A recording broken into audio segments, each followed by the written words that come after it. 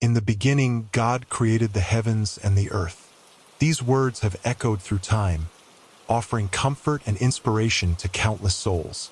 But have you ever truly immersed yourself in the rich tapestry of stories that follow? Welcome to this video where we'll take you on a peaceful voyage through the book of Genesis, where each tale unfolds like a gentle wave, carrying you deeper into a state of relaxation. You'll hear stories from the creation of the earth itself to Adam and Eve in the Garden of Eden, through to Joseph in Egypt. Let these timeless narratives become your pathway to tranquil sleep and spiritual reflection. Before we begin, I thought it would be a fun idea if you could comment below to let me know where in the world you are listening from. Also, if you have any requests for prayer, comment those below too. But now, if you're comfortable, let's get going and begin our journey into the book of Genesis. Imagine a world where silence reigns supreme, where the vastness of space is an empty canvas awaiting the artist's touch. In the beginning, there was nothing but potential, a void waiting to be filled with the wonders of creation. This is how the book of Genesis describes the start of our universe, not with a thunderous explosion, but with the gentle breath of divine intention. The biblical account of creation paints a picture quite different from the scientific theories we often hear today. While modern cosmology speaks of a Big Bang and billions of years of evolution, Genesis presents a more intimate and purposeful origin story. It tells of a personal creator who shaped the world with intention and care, bringing order to chaos and life to barrenness. As we delve into this narrative, we can almost feel the anticipation building. The stage is set, and the greatest story ever told is about to unfold. God speaks, and light bursts forth, piercing the darkness that had engulfed everything. This primordial light wasn't just illumination. It was the very essence of possibility, the first stroke on the cosmic canvas. With each passing day, the world takes shape. The sky stretches out like a vast dome, separating the waters above from those below. Land emerges from the seas, creating a home for the diverse array of plants that would soon carpet the earth. The sun, moon, and stars find their places in the heavens, marking the passage of time and seasons. But it's on the fifth and sixth days that the true marvels of creation emerge. The waters teem with life, from the tiniest fish to the mightiest sea creatures. Birds soar through the newly formed skies, their songs filling the air. On land, animals of every kind roam freely, each perfectly suited to its environment. And then, in a moment that would forever change the course of history, God creates humans. But this creation is different from all that came before.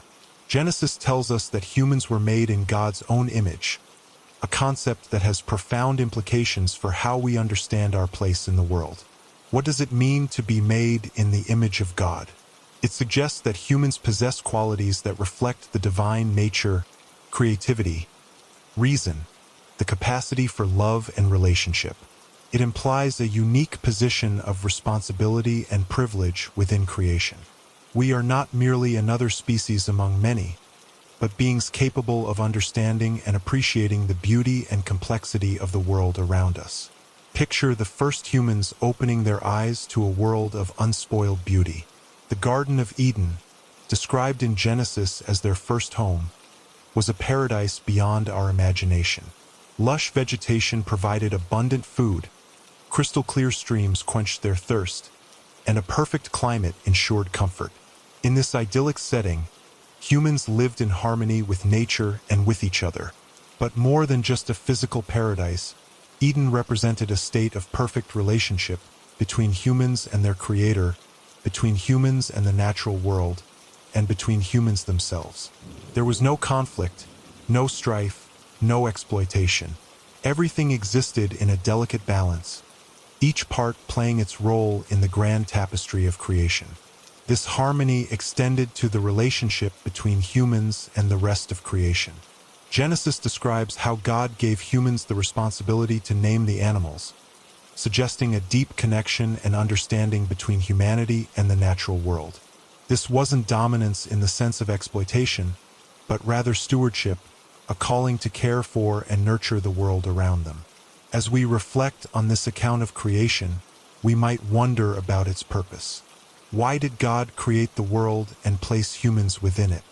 The biblical narrative suggests that creation was an act of love, a desire to share existence and relationship with beings capable of appreciating and reciprocating that love.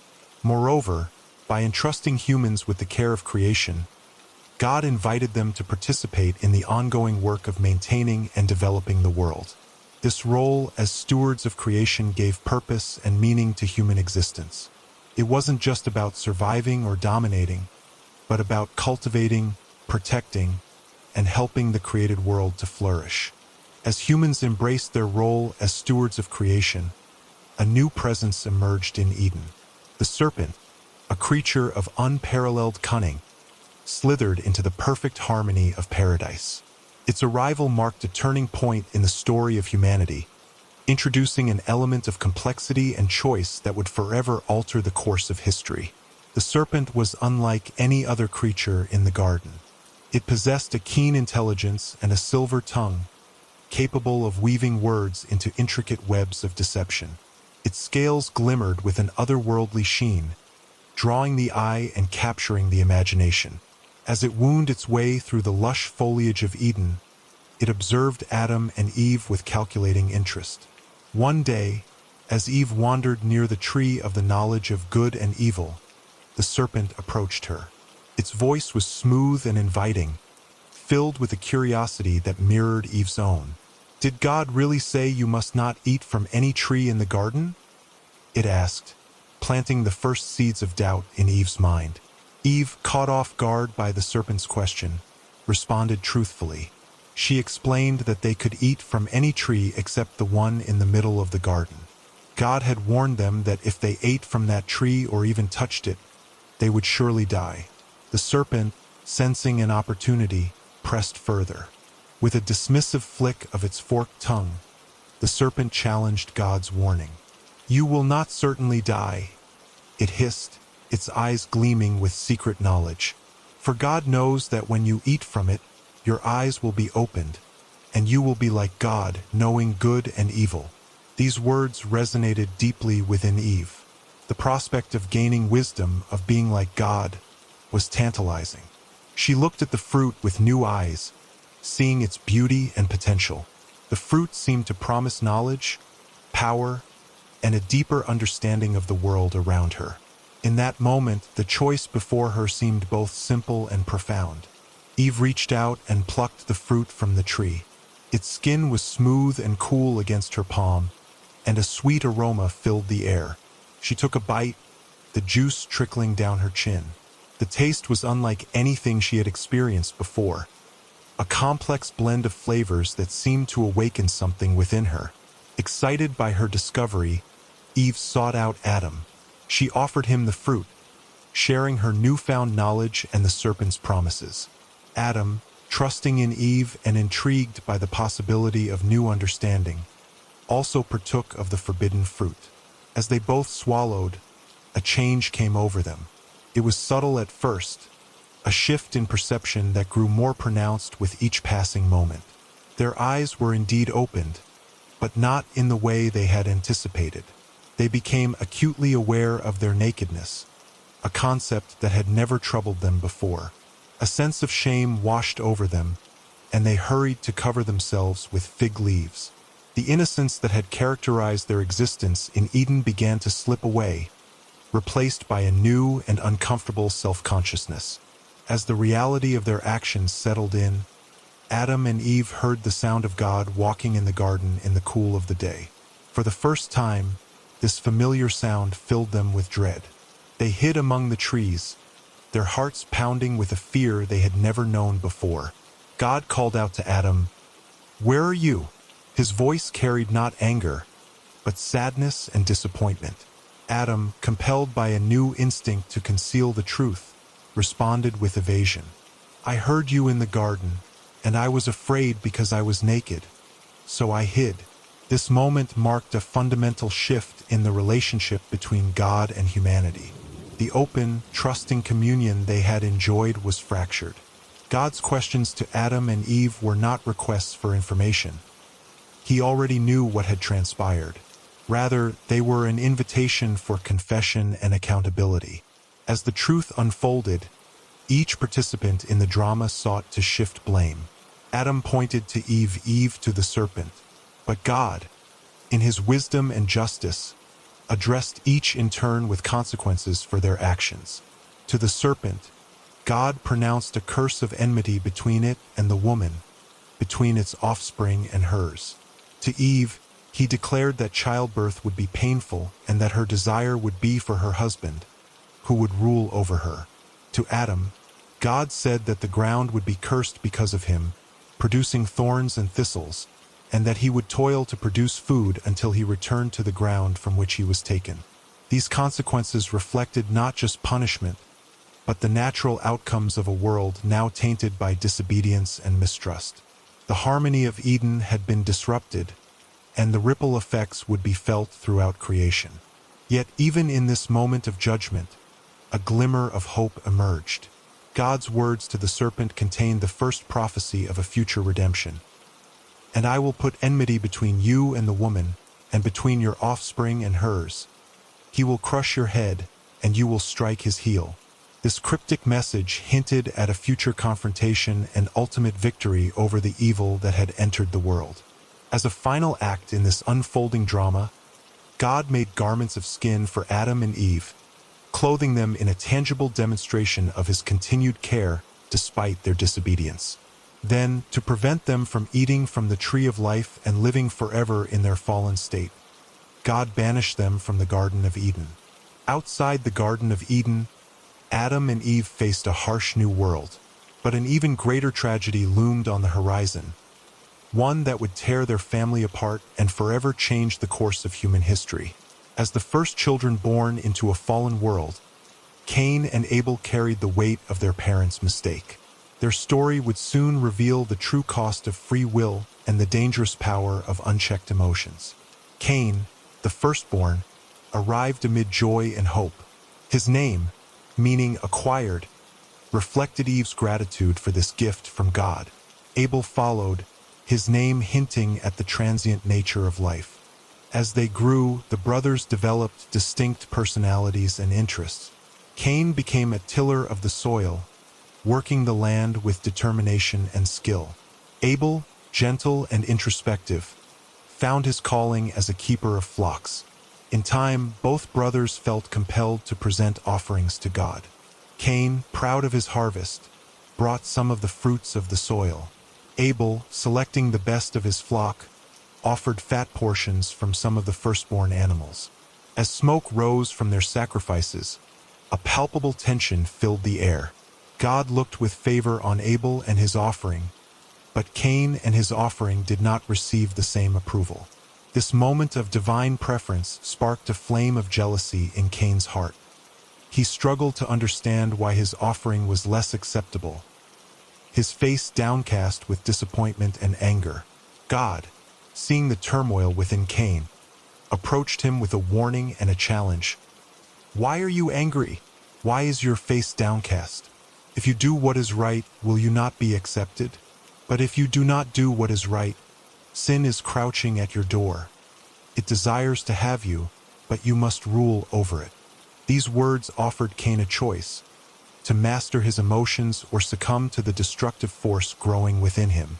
The image of sin as a predator, crouching and ready to pounce, vividly illustrated the danger Cain faced. Yet, despite this divine counsel, the seed of jealousy had taken root, and Cain struggled to heed the warning. In a moment that would echo through millennia, Cain invited his brother Abel to join him in the field. Away from watchful eyes, in a place that should have been sanctuary, Cain's jealousy erupted into violence. With terrible swiftness, he struck Abel down, committing the first murder in human history. The ground, which had once yielded crops to Cain's care, now soaked up the blood of his brother. In the aftermath of this horrific act, a chilling silence fell over the land. Then came the voice of God, cutting through Cain's shock and denial. "Where is your brother Abel?" Cain's response, born of fear and defiance, would become infamous. "I don't know. Am I my brother's keeper?" This question, laden with guilt and evasion, highlighted the breach not only between brothers but between man and his Creator. God's judgment was swift and severe. He declared to Cain, "What have you done? Listen, your brother's blood cries out to me from the ground. Now you are under a curse and driven from the ground, which opened its mouth to receive your brother's blood from your hand. When you work the ground, it will no longer yield its crops for you. You will be a restless wanderer on the earth." Faced with the magnitude of his crime and its consequences, Cain cried out in anguish, fearing that anyone who found him would kill him. In a surprising act of mercy, God placed a mark on Cain, warning that anyone who killed him would suffer vengeance 7 times over. This mark, often misunderstood as a punishment, was actually a form of protection, demonstrating that even in justice, God's mercy endures. As Cain departed to live in the land of Nod, east of Eden, he carried with him the weight of his actions and the responsibility for forever altering the course of human history.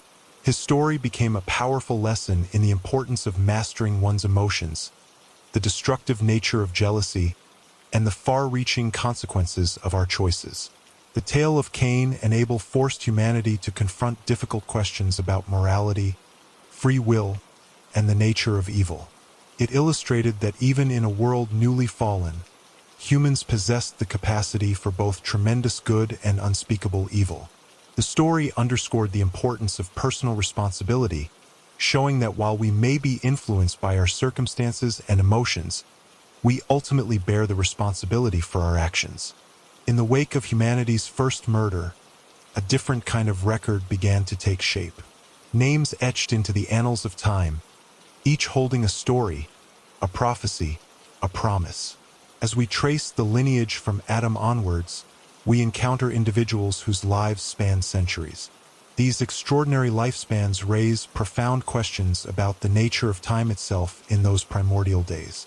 The genealogy of the patriarchs in Genesis serves as more than a mere list of names. It forms a bridge between the mythic past and the historical present, providing a framework for understanding the progression of human history. Each name in this lineage carries weight, often reflecting the character or circumstances of the individual. This practice of meaningful naming was not unique to the Hebrews but was common throughout ancient Near Eastern cultures. One of the most striking aspects of the early genealogies is the reported longevity of the patriarchs. Adam is said to have lived for 930 years, while his son Seth reached 912 years. Methuselah, the longest-lived figure in the Bible, reportedly survived for 969 years. These ages stand in stark contrast to modern human lifespans, which rarely exceed a century. This gradual decrease in human longevity over generations has puzzled scholars and theologians for centuries. Various theories have been proposed to explain these extended lifespans. Some suggest that the years mentioned might have been calculated differently in ancient times, perhaps referring to lunar cycles rather than solar years. Others posit that environmental factors, such as a protective canopy around the Earth or differences in cosmic radiation, could have contributed to longer lives. Still others view these ages symbolically, representing the importance and influence of these early figures rather than literal lifespans. Regardless of how one interprets these numbers, the genealogies serve a crucial purpose in establishing continuity and legitimacy. In ancient societies, ancestry was of paramount importance. It determined social status, inheritance rights, and even religious roles. The detailed genealogies in Genesis provided the Israelites with a sense of identity and purpose, tracing their lineage back to the very beginning of human history. The genealogies also play a significant role in establishing Jesus' lineage. The Gospel of Matthew begins with a genealogy tracing Jesus' ancestry through Joseph back to Abraham, while Luke's Gospel extends this lineage all the way back to Adam. These genealogies serve to legitimize Jesus' claim as the Messiah, showing his descent from King David and connecting him to the covenant promises made to Abraham. As we move through the generations, we see a gradual shift in the narrative focus. The text begins to provide more details about certain individuals, hinting at their significance in the unfolding story of humanity's relationship with God. One such figure is Enoch, the seventh from Adam. The text states that Enoch walked faithfully with God. Then he was no more, because God took him away. This cryptic statement has led to much speculation about Enoch's fate, with some interpreting it as an early example of bodily assumption into heaven. Another notable figure in this lineage is Lamech, the father of Noah. Upon Noah's birth, Lamech declares, "This one will comfort us in the labor and painful toil of our hands caused by the ground the Lord has cursed." This statement foreshadows Noah's pivotal role in the next chapter of human history, hinting at a coming change in humanity's relationship with the earth. As the genealogy progresses, we see a marked decrease in the reported lifespans. While the early patriarchs lived for centuries, by the time we reach Noah's generation, lifespans have decreased to around 500 years. This trend continues in subsequent generations, gradually approaching more recognizable human lifespans. The genealogy culminates with the introduction of Noah, a figure who would play a crucial role in reshaping the course of human history. Noah's name, meaning rest or comfort, carries with it the promise of relief from the curse that had plagued humanity since Adam and Eve's expulsion from Eden. The text describes Noah as a righteous man, blameless among the people of his time, setting him apart as a unique individual in a world that had strayed far from its original purpose. As the world descended into corruption and violence, one man's unwavering faith would become a beacon of hope in an ocean of darkness. Noah stood apart from his contemporaries, his righteousness a stark contrast to the wickedness that had engulfed humanity. The earth had become a place of chaos and depravity, where the thoughts and intentions of people's hearts were continually evil. This pervasive corruption grieved God deeply, leading him to contemplate a drastic measure to cleanse the world he had created. In this dire situation, Noah found favor in the eyes of the Lord. His integrity and devotion to God set him apart as a unique individual in a world that had strayed far from its original purpose. God saw in Noah a glimmer of the relationship he had once shared with humanity in the Garden of Eden, a connection that had been fractured by sin and rebellion. As the wickedness of mankind reached its zenith, God made a momentous decision. He would bring about a great flood to cleanse the earth of its corruption, wiping the slate clean and offering a chance for a new beginning. Yet in his mercy, God chose to spare Noah and his family, seeing in them the potential for a renewed covenant with humanity. God's instructions to Noah were precise and demanding. He commanded Noah to build an ark, a massive vessel that would serve as a sanctuary for his family and representatives of all living creatures. The specifications were exacting. The ark was to be 300 cubits long, 50 cubits wide, and 30 cubits high, constructed from cypress wood and coated with pitch inside and out. It was to have 3 decks, with rooms throughout its interior and a roof to cover it all. The task before Noah was monumental, requiring not only great skill and resources but also unwavering faith. As he began the construction, Noah faced ridicule and doubt from those around him. Building such a massive structure on dry land, far from any body of water large enough to float it, must have seemed like madness to his neighbors. Yet Noah persevered, his trust in God's word unshaken by the skepticism and mockery he encountered. As the ark took shape, Noah faced another daunting challenge: gathering representatives of every kind of animal to bring aboard. The logistics of this task were staggering. How would he collect creatures from distant lands?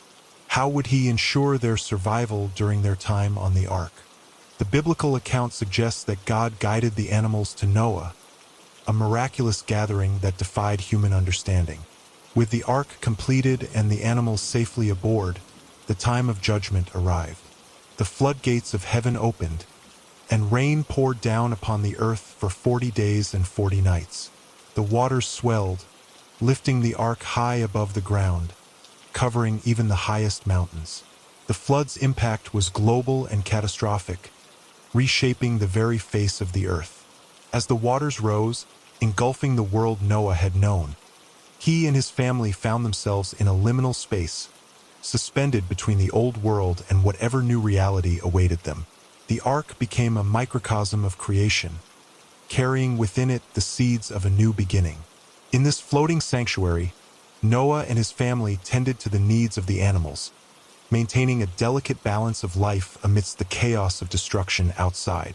The symbolism of the flood resonates across various cultures and traditions. In many ancient societies, flood narratives serve as powerful metaphors for divine judgment, cleansing, and renewal. These stories often feature a righteous individual or family chosen to survive and repopulate the earth, echoing the themes found in Noah's tale.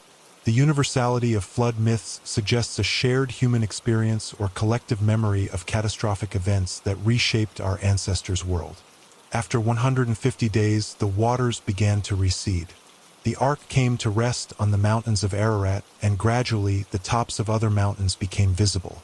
Noah sent out birds to test the conditions outside the ark, first a raven and then a dove. When the dove returned with a freshly plucked olive leaf, Noah knew that the waters had receded enough for life to begin anew on the earth. As Noah and his family emerged from the ark onto dry land, they stepped into a world transformed. The flood had washed away the corruption of the old world, offering a fresh start for humanity. In this moment of new beginnings, God established a covenant with Noah and all living creatures. He promised never again to destroy the earth with a flood, setting the rainbow in the sky as a sign of this everlasting covenant. As generations passed, the descendants of Noah multiplied and spread across the land.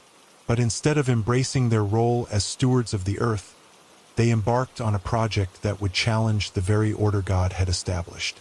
In the plains of Shinar, humanity found fertile ground and settled, united by a common language and purpose.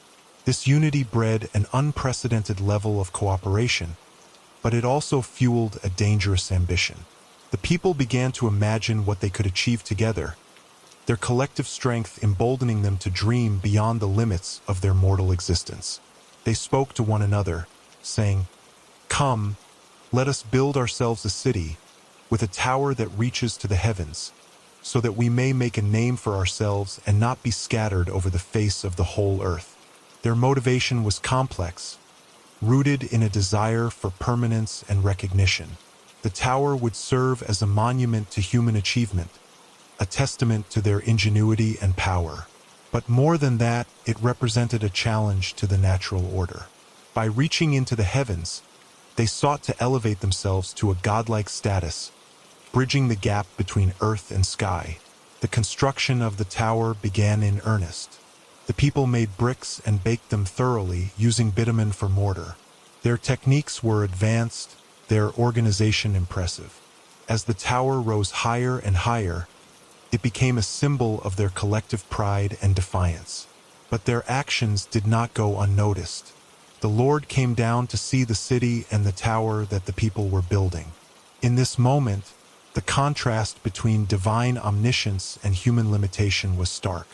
While the people believed they were approaching the heavens, God had to descend to observe their work. God's response to this act of human pride was both swift and profound. He said, "If as one people speaking the same language they have begun to do this, then nothing they plan to do will be impossible for them.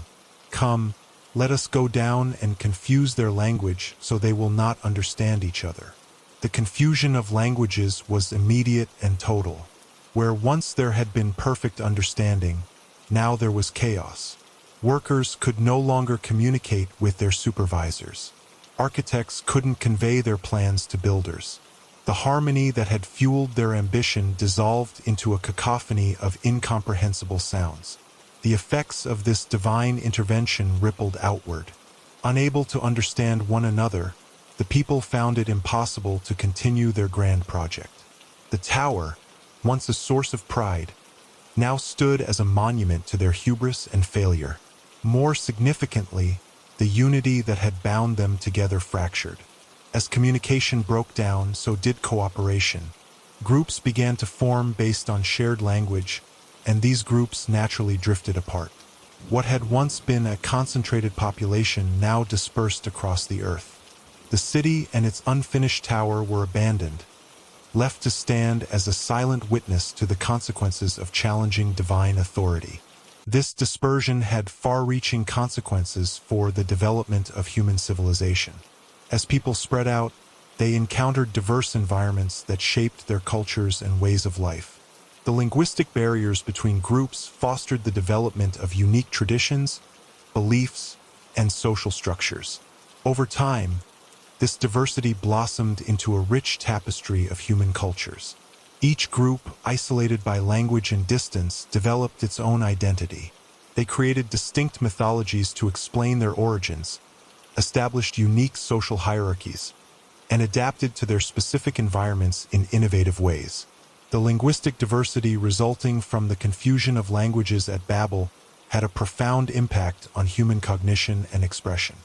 Different languages evolved to capture and convey the unique experiences and perspectives of their speakers. This diversity of thought and expression would later contribute to the richness of human creativity and innovation. However, the dispersion also created challenges. As groups became more isolated, misunderstandings and conflicts arose. The inability to communicate easily with others led to suspicion and fear of the unfamiliar. These divisions would shape the course of human history, influencing patterns of trade, conquest, and cultural exchange for millennia to come. The story of Babel serves as a powerful reminder of the tension between human ambition and divine will. It illustrates the consequences of pride and the importance of humility before the Creator. At the same time, it highlights the resilience and adaptability of humanity, showing how even in the face of divine intervention, people found ways to thrive and create. As the dust settled on the scattered remains of Babel's ambition, a new chapter in humanity's story was about to unfold. In the ancient city of Ur, nestled along the banks of the Euphrates River, lived a man named Abram. His life, seemingly ordinary at first glance, was about to take an extraordinary turn that would reshape the course of history. Ur was a bustling metropolis, renowned for its ziggurat temples and advanced culture. Abram, the son of Terah, lived there with his wife Sarai and his nephew Lot. They were comfortable, surrounded by familiar faces and the rhythms of city life. But comfort can sometimes be a barrier to greatness, and Abram was about to be called to something far beyond the walls of Ur. One day, in a moment that would echo through millennia, God spoke to Abram. The divine voice cut through the noise of the city, clear and unmistakable. "Leave your country, your people, and your father's household, and go to the land I will show you," God commanded. It was a call that demanded not just physical relocation, but a profound leap of faith. Imagine the weight of this request. Abram was being asked to abandon everything he knew: his home, his extended family, his social standing, and venture into the unknown. In a world where family and place were the cornerstones of identity and security, God was asking Abram to let go of it all. The journey ahead was undefined, the destination unclear. All Abram had to go on was a promise and the voice of a God he was still coming to know. Yet, in a testament to the power of faith, Abram chose to obey. He packed up his possessions, gathered his immediate family, and set out for a land he had never seen. This act of obedience marked the beginning of a covenant relationship between God and Abram that would have far-reaching consequences. God's promises to Abram were as expansive as they were extraordinary. "I will make you into a great nation," God declared, "and I will bless you. I will make your name great, and you will be a blessing." These weren't just words of comfort for a difficult journey. They were a divine blueprint for a new future. God was promising Abram descendants as numerous as the stars in the sky, a legacy that would impact all of humanity.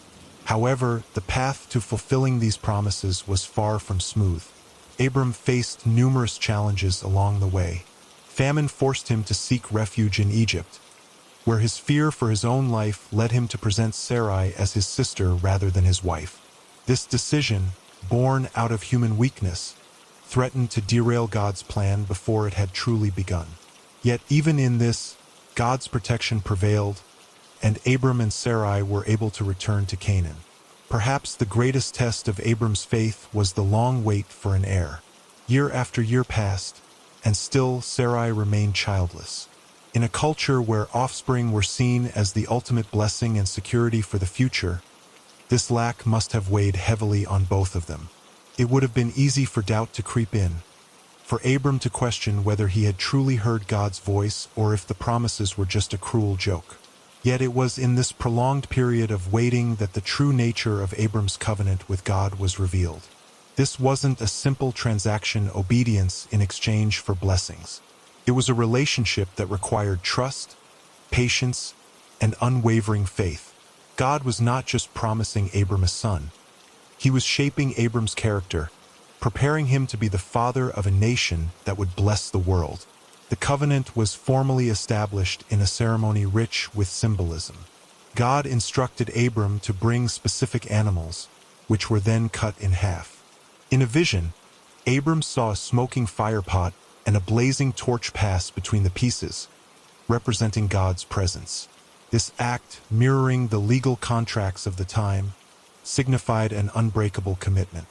God was binding himself to his promises, demonstrating the seriousness and permanence of his covenant with Abram. The impact of this covenant would ripple through generations. Abram, whose name God later changed to Abraham, became the patriarch of three major world religions: Judaism, Christianity, and Islam. The promise of land to his descendants would shape geopolitics for millennia. The concept of a chosen people, set apart for a special purpose, would influence how entire nations viewed their place in the world. But perhaps the most profound impact was the example of faith that Abraham set. His willingness to trust God, even when the promises seemed impossible, became a model of faith for countless believers across the centuries. The Apostle Paul would later write about Abraham. He did not waver through unbelief regarding the promise of God, but was strengthened in his faith and gave glory to God, being fully persuaded that God had power to do what he had promised. Abraham's unwavering faith set a powerful example. But what about his wife Sarah? Her journey from disbelief to joy would test the limits of faith and redefine the meaning of impossible. As the years passed, Sarah's hope of bearing a child had long since faded. In the ancient world, a woman's worth was often measured by her ability to produce offspring, and Sarah's barrenness weighed heavily upon her. The cultural landscape of their time placed immense importance on childbearing, particularly for those of high status like Abraham and Sarah. Children were seen as a blessing from God, a continuation of one's lineage, and a source of security in old age. For a woman to be unable to conceive was more than a personal disappointment. It was a social stigma that could lead to shame and even abandonment. Sarah's struggle with infertility was not merely a physical challenge, but a profound emotional and spiritual journey. As Abraham's faith grew stronger with each divine encounter, Sarah's own relationship with God was complex and nuanced. She had witnessed the miracles and promises bestowed upon her husband, yet the one thing she desired most seemed perpetually out of reach. It was against this backdrop of longing and loss that God's promise of a son seemed not just improbable, but laughable. When divine messengers arrived at their tent and declared that Sarah would bear a child within a year, her response was one of bitter amusement. Hidden behind the tent flap, she laughed to herself, thinking of her aged body and the years of disappointment. This moment of laughter would become a pivotal point in Sarah's story. It was not just an expression of disbelief, but a release of years of pent-up emotion. In that laugh, we hear the echo of countless prayers, the weight of societal expectations, and the raw honesty of a woman confronting what she perceived as an absurd promise. God's response to Sarah's laughter was not one of anger, but of gentle challenge. Is anything too hard for the Lord? This question cut to the heart of Sarah's doubt and invited her to reconsider the limits she had placed on divine possibility. It was an invitation to expand her understanding of what faith could accomplish. As the months passed, Sarah's body began to change in ways she had long since given up hoping for. The impossible was becoming reality, and with each passing day, her laughter of disbelief transformed into a growing sense of wonder and anticipation. The promise that had seemed so outlandish was taking shape within her very being. The birth of Isaac was more than just the arrival of a long-awaited child. It was the physical manifestation of God's covenant with Abraham and Sarah. In Isaac's first cry, Sarah heard the fulfillment of a promise that spanned decades. Her joy was unbounded, a stark contrast to the quiet laughter of doubt she had expressed earlier. Sarah named her son Isaac, which means laughter, a testament to the journey from skepticism to joy. In naming him thus, she acknowledged her own transformation and the unexpected ways in which God had worked in her life. The laughter of disbelief had become the laughter of pure happiness. The impact of Isaac's birth rippled far beyond the confines of Abraham and Sarah's tent. It was a powerful demonstration of divine intervention in human affairs, challenging the notion that some things are beyond hope.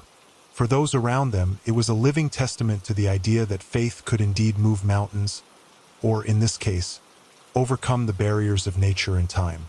Isaac's arrival also set the stage for future events that would shape the course of history. He would become the link in a chain of promises, the father of Jacob, whose 12 sons would form the 12 tribes of Israel. The seemingly impossible birth of one child would lead to the formation of a nation. For Sarah, the birth of Isaac was a profound personal victory. It validated her worth in a society that had long judged her as lacking. More importantly, it deepened her own faith and understanding of the divine. The God who had seemed distant and whose promises had seemed hollow was now tangibly present in the form of her son. The story of Sarah and Isaac serves as a powerful reminder that doubt and faith often coexist, even in the lives of those considered pillars of belief. It challenges us to consider our own responses to seemingly impossible promises and invites us to expand our understanding of what is possible when divine will intersects with human lives. The birth of Isaac was a miracle, but it was only the beginning of a profound test. How could an act of ultimate devotion become a moment that would echo through millennia? Abraham's faith had been tested before, but nothing could have prepared him for the command he was about to receive. As he basked in the joy of finally having a son with Sarah, God spoke to him once again. This time, the divine instruction was unfathomable. Abraham was to take his beloved son Isaac to Mount Moriah and offer him as a sacrifice. The weight of this request was crushing. Abraham had waited decades for Isaac, the promised child through whom God had sworn to establish his covenant. Now, he was being asked to give up everything he held dear. The internal struggle must have been immense, as Abraham grappled with conflicting emotions of love for his son and unwavering trust in God's plan. This test of faith pushed Abraham to the very limits of human understanding and obedience. It challenged the very core of his relationship with God and forced him to confront the depths of his commitment. Abraham had to reconcile the seemingly contradictory nature of God's promise and his current demand. How could the future lineage come through Isaac if he was to be sacrificed? Despite the turmoil in his heart, Abraham chose to obey. He rose early the next morning, saddled his donkey, and prepared for the journey.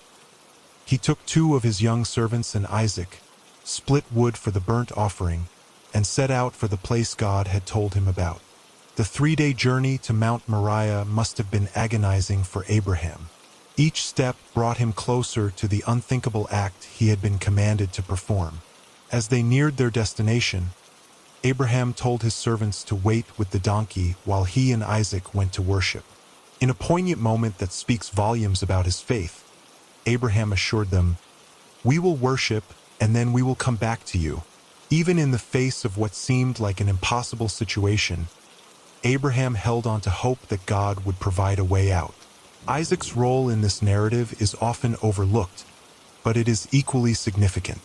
As they climbed the mountain together, Isaac innocently asked about the lamb for the burnt offering. Abraham's response, "God himself will provide the lamb," revealed both his anguish and his trust. Isaac's willingness to carry the wood for his own sacrifice and his apparent compliance when bound on the altar speak to his own faith and trust in both his earthly father and his heavenly Father. The tension reached its peak as Abraham built the altar, arranged the wood, and bound his son Isaac. With trembling hands, he reached for the knife, prepared to follow through with the ultimate act of obedience. It was at this crucial moment that the angel of the Lord called out, halting Abraham's hand and sparing Isaac's life. The divine intervention not only saved Isaac but also provided profound insight into God's character and his relationship with humanity. A ram caught in a thicket nearby became the substitute sacrifice, foreshadowing the concept of vicarious atonement that would become central to many religious traditions. This event, known as the binding of Isaac or the Akedah in Hebrew tradition, has far-reaching theological implications. It demonstrates the extent of Abraham's faith and obedience, setting a standard of devotion that has inspired and challenged believers for generations. It also raises complex questions about the nature of faith, the limits of obedience, and the relationship between human will and divine command. The story has been interpreted in various ways across different faith traditions. Some see it as a test of Abraham's willingness to give up what he loved most for God. Others view it as a pivotal moment in the development of monotheism, marking a departure from human sacrifice practices common in ancient Near Eastern religions. For Abraham, this test ultimately strengthened his faith. Having proven his willingness to sacrifice even his beloved son, Abraham received a renewed promise from God. The Lord swore by himself to bless Abraham abundantly, multiply his descendants, and make them as numerous as the stars in the sky and the sand on the seashore. This covenant would extend not just to Abraham's immediate family, but to all nations of the earth through his offspring. The covenant with Abraham had been sealed, but the fate of two cities now hung in the balance. As the patriarch's faith grew stronger, Sodom and Gomorrah stood on the precipice of judgment. Could Abraham's compassion sway divine decision, or were these cities beyond redemption? Nestled in the fertile Jordan Valley, Sodom and Gomorrah were known for their abundance and prosperity. Yet beneath the surface of their wealth lay a darkness that threatened to consume them. Tales of their wickedness had reached the heavens, prompting God to investigate the gravity of their sins. As the Lord contemplated the fate of these cities, he chose to confide in Abraham. This moment marked a pivotal shift in their relationship, elevating Abraham from mere servant to confidant. God's decision to share his plans demonstrated a profound trust in Abraham's character and judgment. Faced with the impending destruction of Sodom and Gomorrah, Abraham's response revealed the depth of his compassion. He dared to question the Almighty, not out of defiance, but out of concern for the innocent. "Will you sweep away the righteous with the wicked?" he asked, initiating a remarkable negotiation with God. Abraham's intercession began with a plea for 50 righteous individuals, gradually reducing the number to 10. With each exchange, God demonstrated his willingness to show mercy, agreeing to spare the cities for the sake of even a small number of righteous people. This dialogue illuminated the delicate balance between divine justice and mercy, showcasing God's desire for redemption even in the face of widespread corruption. As the narrative unfolded, two angels arrived in Sodom, their presence a final test of the city's character. Lot, Abraham's nephew, met them at the city gates and insisted they stay at his home. His hospitality stood in stark contrast to the behavior of his neighbors, foreshadowing the impending judgment. The true nature of Sodom's depravity was revealed when a mob surrounded Lot's house, demanding access to the visitors. Their intentions were far from hospitable, exposing the depths of their moral decay. Lot's attempt to protect his guests, even at the cost of offering his own daughters, highlighted the pervasive corruption that had infected the city. In the face of such wickedness, the angels' mission became clear. They urged Lot to gather his family and flee, for destruction was imminent. The urgency of their warning underscored the severity of God's judgment, leaving no room for hesitation or nostalgia.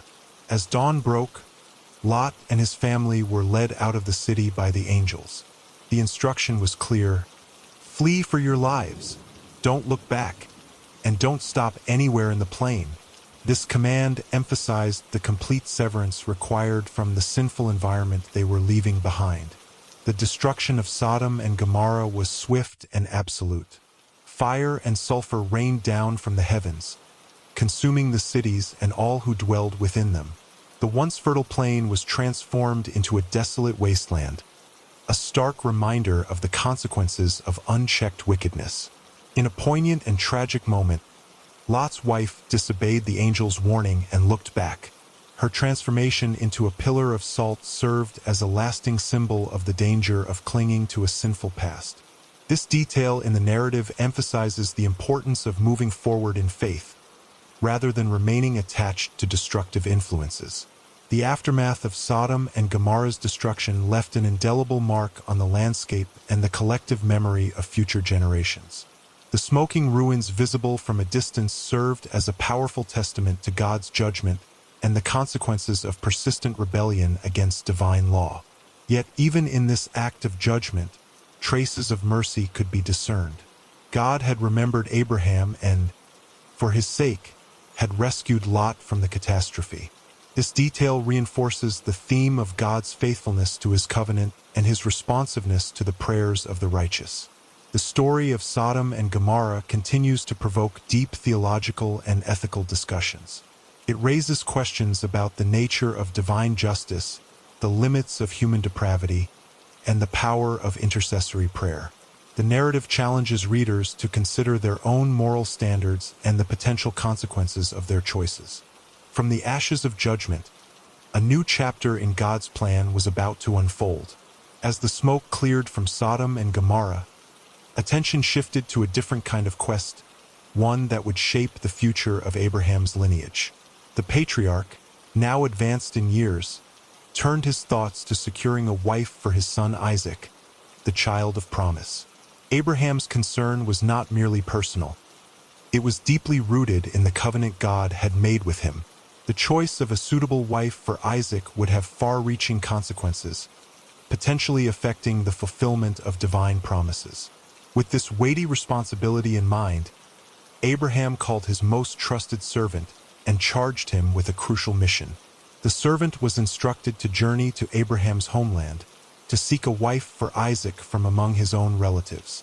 This decision reflected Abraham's desire to maintain the purity of his family line and to avoid intermarriage with the Canaanites among whom they lived. It was a task that required not only physical effort but also great discernment and faith. As the servant set out on his long journey to Mesopotamia, he carried with him the weight of his master's trust and the future of a divine promise. The dusty roads and unfamiliar terrain served as a backdrop to his constant prayers for guidance. Upon reaching the city of Nahor, the servant found himself at a well outside the town, a common gathering place for the local women. It was here, at this ordinary yet pivotal location, that the servant made an extraordinary prayer. He asked for a sign from God, a specific indication of which young woman should be chosen as Isaac's wife. The servant's prayer was not a demand but a humble request for divine intervention in a matter of great importance. As the sun began to set and women came to draw water, a young woman named Rebekah approached the well. Her actions, offering water not only to the servant but also to his camels, precisely fulfilled the sign the servant had requested. This coincidence, or rather, this orchestration of events, bore the unmistakable mark of divine providence. Rebekah's character shone through in her interactions with the servant. Her generosity, industriousness, and kindness were immediately apparent. These qualities, combined with her beauty, made her stand out as a potential match for Isaac. The servant, recognizing the hand of God in this encounter, presented Rebekah with gifts and inquired about her family. Upon learning that Rebekah was indeed from Abraham's extended family, the servant's conviction grew stronger. He was invited to stay with Rebekah's family, where he recounted the purpose of his journey and the remarkable events at the well. The family, particularly Rebekah's brother Laban and her father Bethuel, recognized the divine orchestration in these circumstances. The decision to allow Rebekah to leave her home and travel to a distant land to marry a man she had never met was not taken lightly. It required faith from all parties involved. Rebekah's willingness to go, despite the uncertainties, spoke volumes about her own faith and courage.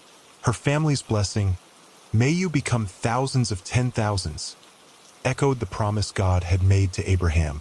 As Rebekah and the servants' caravan approached Abraham's encampment, Isaac was out in the fields, likely in prayer or meditation. The sight of the approaching camels marked the beginning of a new chapter in his life. Rebekah, upon learning that the man in the distance was her intended husband, covered herself with a veil, a customary sign of modesty and respect. The first meeting between Isaac and Rebekah was brief but significant. Isaac brought Rebekah into the tent of his mother Sarah, who had passed away some time before. This act symbolized Rebekah's new role as the matriarch of the family.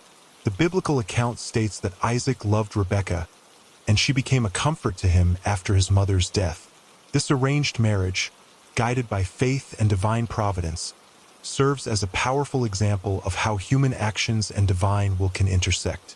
It challenges modern notions of romance and individual choice, presenting instead a model where trust in God's guidance takes precedence over personal preferences. The union of Isaac and Rebekah was more than a mere marriage. It was a continuation of the covenant God had established with Abraham. Through this couple, the promise of numerous descendants and blessings for all nations would continue to unfold. Their story illustrates how seemingly ordinary decisions and encounters can have extraordinary implications in the grand narrative of faith. The story of Jacob and Esau begins with a divine prophecy that would shape the fate of nations. As Isaac and Rebekah eagerly awaited the birth of their first child, they were unaware of the profound impact their offspring would have on history. The pregnancy was difficult, with Rebekah feeling an unusual struggle within her womb. Seeking guidance, she turned to God, who revealed a startling truth. She carried not one child, but two. These twins, though bound by blood, were destined for conflict. God's words to Rebekah were both a blessing and a foreshadowing of future strife. He told her, "Two nations are in your womb, and two peoples from within you will be separated. One people will be stronger than the other, and the older will serve the younger." This prophecy set the stage for a lifelong rivalry between the brothers, one that would extend far beyond their personal relationship and into the realm of nations and peoples. When the time came for Rebekah to give birth, the first child emerged with a striking appearance. He was red and covered with hair, leading to his name Esau, which means hairy in Hebrew. Moments later, his brother followed, gripping Esau's heel as if trying to pull him back into the womb. This child was named Jacob, meaning he grasps the heel or he deceives. From the very moment of their birth, the brothers' contrasting natures were evident. As the twins grew, their differences became even more pronounced. Esau developed into a skilled hunter, a man of the open country who thrived in the wilderness. His father Isaac favored him, drawn to Esau's rugged nature and the savory game he brought home. Jacob, on the other hand, was a quiet man who preferred to stay among the tents. He was his mother's favorite, and Rebekah nurtured his more contemplative nature. In ancient Near Eastern culture, the concept of birthright held immense significance. The firstborn son was entitled to a double portion of the family inheritance and was destined to become the patriarch of the clan. This birthright was not just about material wealth. It carried with it the spiritual blessings and responsibilities of leadership. For Isaac's family, the birthright was particularly precious, as it included the covenant promises God had made to Abraham. Despite being the younger twin, Jacob coveted the birthright that rightfully belonged to Esau. One day, when Esau returned from hunting, famished and exhausted, Jacob saw an opportunity. He had prepared a pot of lentil stew, and the aroma filled the air. Esau, overcome by his immediate physical needs, begged for a portion. Jacob, seizing the moment, offered to trade the stew for Esau's birthright. In a moment of weakness, Esau agreed, saying, "Look, I am about to die. What good is the birthright to me?" With these words, Esau demonstrated a lack of regard for his spiritual heritage, valuing momentary satisfaction over long-term blessings. This exchange, however, was only the beginning of Jacob's deception. Years later, as Isaac neared the end of his life, he prepared to bestow his blessing on Esau, his firstborn. Rebekah, overhearing Isaac's intentions, devised a plan to secure the blessing for her favorite son, Jacob. She prepared a meal similar to Esau's savory game and dressed Jacob in Esau's clothes, even covering his smooth skin with goatskins to mimic Esau's hairy arms. Jacob, embodying his name's meaning, entered his father's tent under this disguise. Isaac, whose eyesight had failed in his old age, was suspicious but ultimately deceived by Jacob's elaborate ruse. He blessed Jacob with words meant for Esau, saying, "May God give you heaven's dew and earth's richness, an abundance of grain and new wine. May nations serve you and peoples bow down to you. Be Lord over your brothers, and may the sons of your mother bow down to you. May those who curse you be cursed, and those who bless you be blessed." The consequences of this deception were immediate and far-reaching. When Esau discovered what had transpired, his anguish and anger knew no bounds.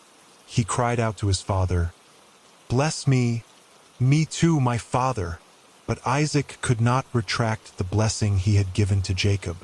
Esau's bitterness turned to thoughts of revenge, and he vowed to kill his brother once their father had passed away.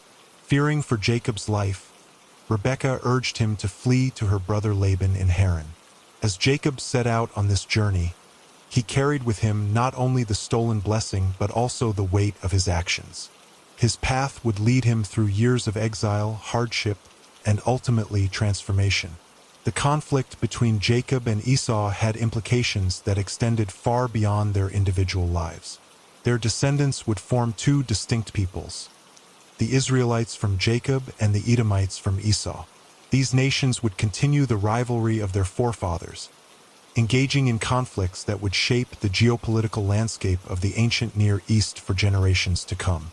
The story of Jacob and Esau serves as a powerful illustration of how personal choices and family dynamics can have far-reaching consequences. It raises complex questions about the nature of divine election, human responsibility, and the interplay between destiny and free will. The brothers' struggle reminds us that even within families, there can be profound differences in character, values, and life paths. As Jacob fled from his brother's wrath, little did he know that a single night's rest would forever alter his spiritual journey. With the weight of his deception heavy on his shoulders, Jacob found himself alone in the wilderness, seeking refuge as night fell. He chose a seemingly ordinary spot near Luz, later to be known as Bethel, and prepared for sleep under the vast canopy of stars. Using a stone as his pillow, Jacob drifted into a profound slumber. In the depths of night, his mind's eye beheld an extraordinary vision. A great ladder or stairway appeared before him, its base firmly planted on earth while its top reached far into the heavens. This celestial bridge was not idle. Angels of God ascended and descended upon it, creating a mesmerizing spectacle of divine activity.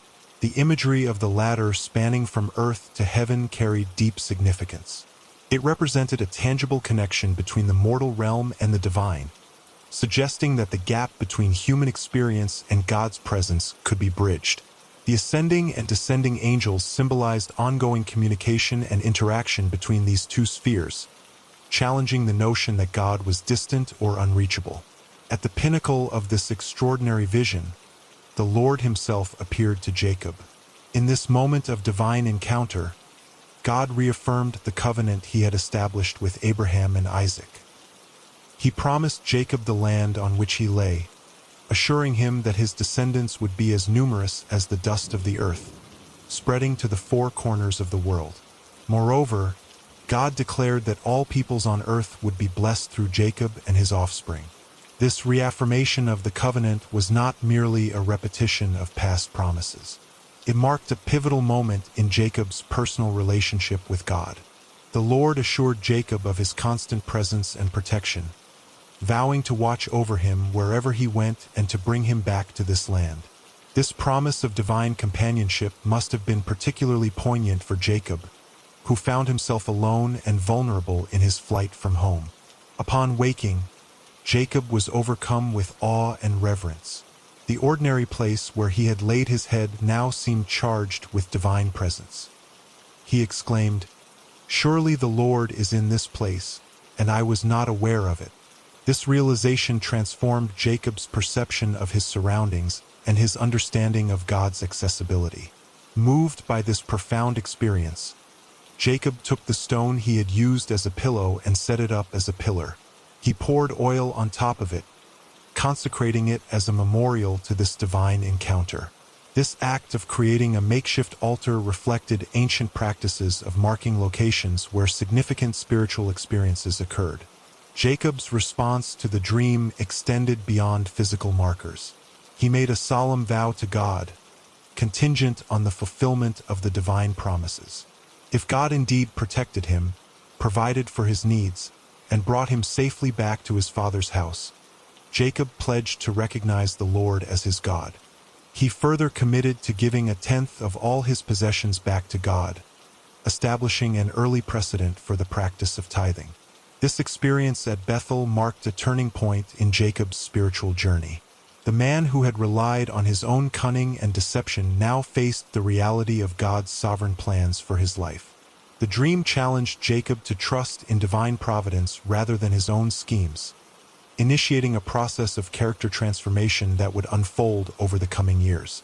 The concept of sacred spaces, exemplified by Jacob's experience at Bethel, held great significance in ancient Near Eastern beliefs. People understood that certain locations could serve as nexus points between the human and divine realms. Jacob's declaration that this place was the house of God and the gate of heaven reflected this understanding, elevating Bethel to a status of particular spiritual importance. Bethel would indeed play a crucial role in Israel's future. It became a significant place of worship, featuring prominently in the nation's religious and political history. The site served as a reminder of God's covenant promises and his willingness to reveal himself to his people, even in unexpected circumstances.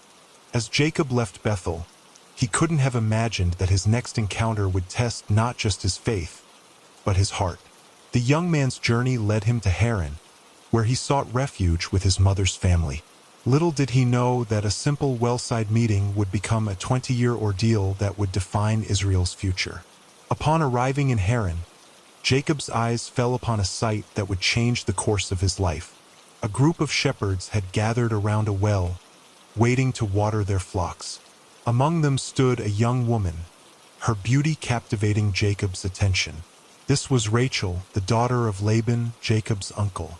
In a gesture that would foreshadow his devotion, Jacob single-handedly rolled away the stone covering the well to water Rachel's flock. This act of strength and kindness marked the beginning of a love story that would span decades and shape the destiny of a nation. Jacob's arrival at Laban's household was met with enthusiasm, as family ties were highly valued in ancient Near Eastern culture. However, the warmth of the welcome would soon be tempered by the complexities of familial expectations and societal norms. Laban, recognizing Jacob's potential as a laborer and son-in-law, offered him employment. Jacob, smitten by Rachel's beauty and grace, proposed a bold arrangement. He would work for Laban for 7 years in exchange for Rachel's hand in marriage. This agreement reflected the custom of the bride price, where a prospective groom would offer goods or services to the bride's family. The biblical account poetically describes Jacob's devotion. So Jacob served 7 years to get Rachel, but they seemed like only a few days to him because of his love for her. This portrayal of love's ability to transform time and toil resonates across cultures and centuries, speaking to the universal human experience of deep affection. However, Jacob's journey to matrimonial bliss would not be without its trials. On the wedding night, Laban orchestrated a deception that would have far-reaching consequences. under the cover of darkness and tradition, he substituted his older daughter Leah for Rachel. Jacob, unaware of the switch until morning, found himself married to a woman he had not chosen. This turn of events introduces a complex web of relationships and emotions. Leah, often overlooked in the narrative, becomes a central figure in the unfolding drama. Her position as the unloved wife, thrust into a marriage without consent, adds a layer of pathos to the story. Jacob's response to this deception was a mixture of anger and pragmatism. He confronted Laban, who justified his actions by citing local custom. The elder daughter must marry before the younger. Laban then offered a solution that would further complicate matters. Jacob could marry Rachel as well, in exchange for another 7 years of labor. This arrangement introduced polygamy into Jacob's household, a practice that was not uncommon in ancient Near Eastern societies. While accepted within the cultural context of the time, the narrative does not shy away from portraying the challenges and tensions that arose from this complex family structure. The dynamics between Rachel and Leah, now both wives of Jacob, became a focal point of the narrative. Their competition for Jacob's affection and the race to bear children reflect the societal pressures and personal desires that shaped women's lives in this period. Leah, though less loved, bore Jacob several sons, while Rachel initially struggled with infertility. This family drama played out against the backdrop of Jacob's continued service to Laban. The additional 7 years of labor for Rachel's hand demonstrate the depth of Jacob's commitment and the high value placed on marriage alliances in this society. As Jacob's family grew, so did the challenges he faced. The rivalry between his wives extended to their handmaidens, Bilhah and Zilpah, who also bore Jacob children. This expanding family, with its intricate web of relationships and competing interests, would become the foundation of the 12 tribes of Israel. The love story of Jacob and Rachel, with its twists and turns, serves as more than a romantic tale. It becomes a narrative vehicle for exploring themes of devotion, deception, and divine providence. The years of service, the unexpected obstacles, and the eventual fulfillment of Jacob's desire for Rachel all contribute to a story that resonates with human experience while advancing the broader narrative of God's covenant with Abraham's descendants. As Jacob approached the borders of Canaan, a mixture of anticipation and dread churned within him. The land he had fled years ago now beckoned, but with it came the looming specter of his estranged brother, Esau. The weight of their tumultuous past hung heavy on Jacob's shoulders. Would Esau's anger still burn hot after all these years? The uncertainty of their impending reunion cast a shadow over Jacob's homecoming. On the eve of this fateful encounter, Jacob found himself alone by the ford of the Jabbok River. The night air was thick with tension, mirroring the inner turmoil that plagued his mind. As darkness settled around him, a mysterious figure emerged from the shadows, initiating a struggle that would last until daybreak.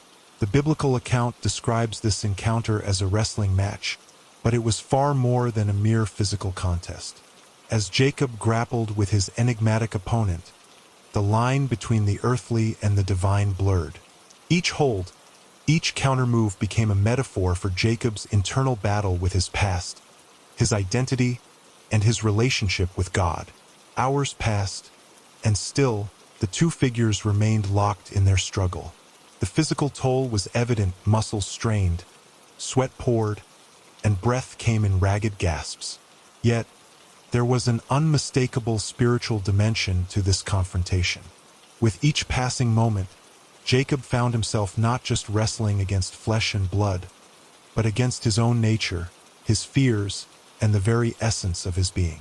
As the first light of dawn began to break across the horizon, Jacob's opponent, recognizing the tenacity of his adversary, struck Jacob's hip, dislocating it with supernatural strength. Despite the searing pain, Jacob refused to release his grip.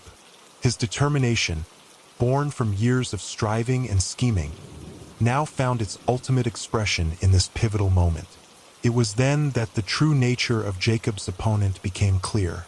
This was no ordinary man, but a divine being, perhaps an angel, or even a manifestation of God himself. The realization dawned on Jacob that he had been wrestling with the Almighty, and in doing so, he had come face to face with his own destiny.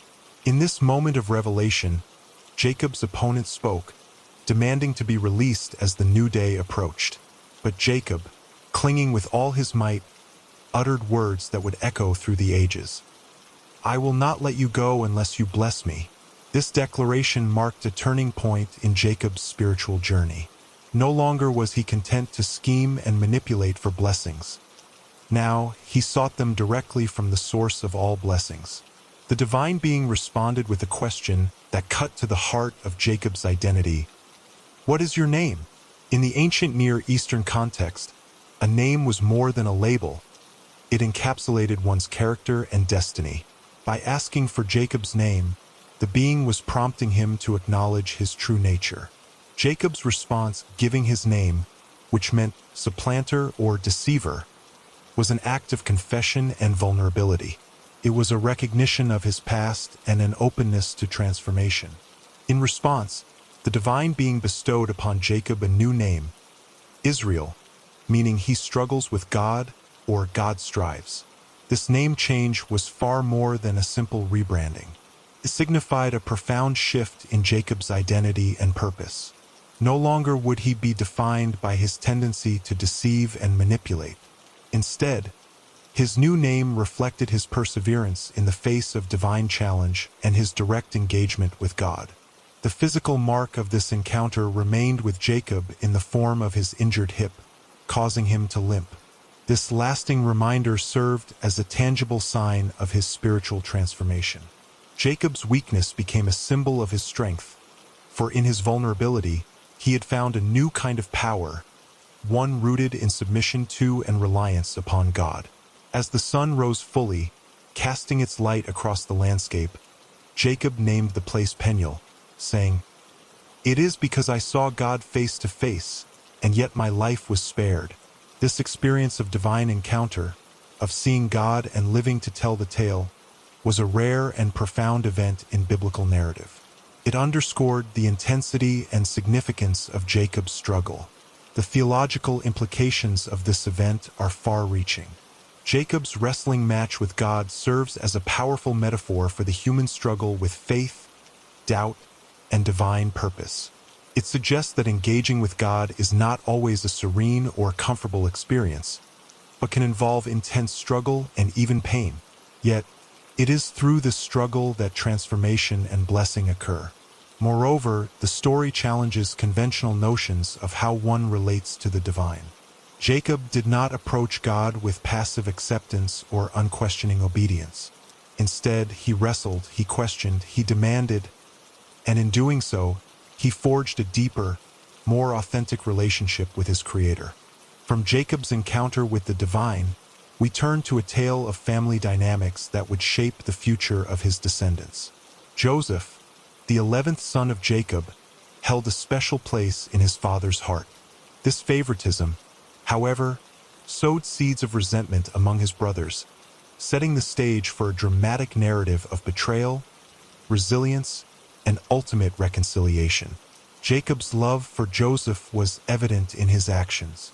He bestowed upon Joseph a richly ornamented robe, a symbol of his favor that only served to deepen the divide between Joseph and his siblings. This preferential treatment, coupled with Joseph's vivid dreams that seemed to predict his future dominance over his family, ignited a fierce jealousy among his brothers. The brothers' envy festered, growing into a dangerous plot. When Joseph was sent by his father to check on his brothers as they tended the flocks, they saw an opportunity to rid themselves of their father's favorite. Initially planning to kill him, they instead decided to sell him into slavery, a fate that would remove him from their lives while assuaging their consciences of the guilt of fratricide. This act of betrayal marked the beginning of Joseph's journey to Egypt, a land far from his home and family.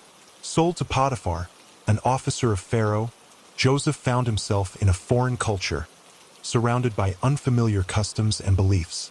Yet, even in these trying circumstances, Joseph's character shone through. His diligence and integrity earned him a position of trust in Potiphar's household. However, Joseph's rise was not without its challenges. Falsely accused by Potiphar's wife, he found himself unjustly imprisoned. It was here, in the depths of an Egyptian dungeon, that Joseph's faith and resilience were truly tested. Despite the darkness of his situation, Joseph's ability to interpret dreams, a gift from God, would prove to be his path to freedom and influence. When Pharaoh was troubled by dreams that his wise men could not interpret, Joseph was called upon. His accurate interpretation of Pharaoh's dreams, foretelling 7 years of plenty followed by 7 years of famine, not only secured his release from prison but elevated him to a position of great power. Pharaoh appointed Joseph as his second in command, tasking him with preparing Egypt for the coming famine. Joseph's ascent to power in Egypt is a testament to his unwavering faith and the guiding hand of divine providence. Through years of hardship, from slavery to imprisonment, Joseph maintained his integrity and trust in God's plan. His ability to see beyond his immediate circumstances to a greater purpose allowed him to thrive even in adversity. As the famine Joseph predicted gripped the region, it brought an unexpected reunion. Joseph's brothers, driven by hunger, came to Egypt seeking food. Unrecognized by his siblings, Joseph was faced with a choice: revenge or reconciliation. In a series of tests, Joseph probed his brothers' characters, seeking to understand if they had changed in the years since their betrayal. The climax of this familial drama unfolded when Joseph finally revealed his identity to his astonished brothers. In a moment of profound emotional and spiritual significance, Joseph uttered words that encapsulate the theme of divine providence running through his story. "You intended to harm me, but God intended it for good to accomplish what is now being done, the saving of many lives." Joseph's forgiveness of his brothers stands as a powerful example of mercy and understanding. He recognized that his journey, though marked by suffering, had served a greater purpose. By rising to a position of power in Egypt, Joseph was able to save not only his family but countless others from the ravages of famine. The reconciliation between Joseph and his brothers brought healing to Jacob's fractured family. It also ensured the survival of the nascent Israelite nation during a time of great hardship. Joseph's story serves as a reminder that even in the darkest moments, there can be a thread of divine purpose, weaving individual experiences into a larger tapestry of salvation and redemption. As we turn the final pages of Genesis, we find ourselves not at an ending, but at a new beginning. The book that opened with the creation of the cosmos closes with the formation of a people, setting the stage for a narrative that will unfold across millennia. The stark contrast between the pristine Garden of Eden and the bustling Egyptian metropolis where Joseph's family settles is a testament to the transformative journey humanity has undergone. Genesis, in its essence, is a book of origins. It explores the beginnings of the universe, life, humanity, sin, and redemption. But more than just a historical account, it serves as a foundational text that shapes our understanding of existence itself. The themes introduced in Genesis, creation, fall, promise, and covenant, reverberate throughout the rest of the biblical narrative and continue to influence our worldview today. The concept of covenant, a binding agreement between God and humanity, emerges as a central thread weaving through the fabric of Genesis. From Noah's rainbow to Abraham's stars, these divine promises form the backbone of a relationship that extends far beyond the confines of the book. This covenantal framework provides a lens through which subsequent generations have interpreted their place in the cosmic order. The stories of Genesis, with their complex characters and moral dilemmas, continue to resonate with modern readers.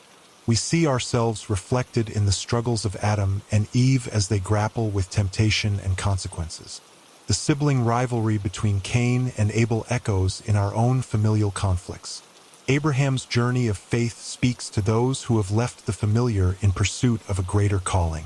These narratives transcend time, offering insights into the human condition that remain relevant in our contemporary world. Genesis also addresses fundamental questions of human existence that have puzzled philosophers and theologians for centuries. Who are we? Where did we come from? What is our purpose? The book provides answers that have shaped religious and cultural understandings across diverse societies. Its assertion of human dignity, created in the image of God, has influenced concepts of individual worth and rights. The idea of stewardship over creation has informed environmental ethics and our relationship with the natural world. The impact of Genesis extends far beyond religious circles. Its narratives have permeated literature, art, and popular culture. From Milton's Paradise Lost to contemporary films exploring creation myths, the imagery and themes of Genesis continue to inspire creative expression. The book's influence on language is evident in common phrases like forbidden fruit or brother's keeper, which have become part of our everyday lexicon. As we reflect on the legacy of Genesis, we see how it sets the stage for a grand narrative of redemption. The promise of a Savior, first hinted at in the aftermath of the fall, becomes a recurring motif throughout the book. This thread of hope, woven through tales of human failure and divine faithfulness, points towards a future resolution of the cosmic conflict introduced in Eden. The world at the end of Genesis is markedly different from its beginning. Yet, amidst the changes, we find constants that anchor the narrative. The God who spoke light into existence is the same one who guides Joseph's steps in Egypt.